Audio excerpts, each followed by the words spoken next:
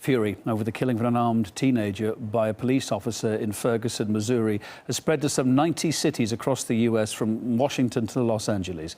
Demonstrators all over the country demanded that security forces be held accountable for their actions. New York was shaken by one of the largest rallies as thousands blocked Times Square. Despite the demonstrations remaining largely peaceful, police made several arrests. In Ferguson itself, people defied police warnings and gathered for a fifth night. RT's Anastasia Churkina is there. Don't shoot! Hands up! Don't shoot! Thousands of people filled the streets in Ferguson yet again to demonstrate following the killing of 18-year-old unarmed teen Michael Brown. A popular opinion among Ferguson residents is that what has been going on here has been largely misrepresented by the media. Do you think the kind of coverage that these protests have received in the media have been fair? No. Why not? Because they shut us down. We have freedom of speech. We can protest anytime we want, 24 hours a day, if that's what we chose to do. Obviously, outrage continues to be the prevailing emotion here on these streets. I just want to see justice for him. I really do. On Wednesday night, we saw the most violent clashes thus far. Clashes between police and riot gear and protesters, where tear gas was used, rubber bullets were flying, the street was scattered with tear gas cannons, and certainly it was extremely chaotic on the ground. An arrest of 2 journalists took place. Some journalists were hit with some tear gas. Including ourselves, we had a blast take place just steps away from where we were standing. For now, political statements about accountability, justice, and an independent investigation remain just words and not deeds. This community intends to keep coming out onto the streets until those promises become reality.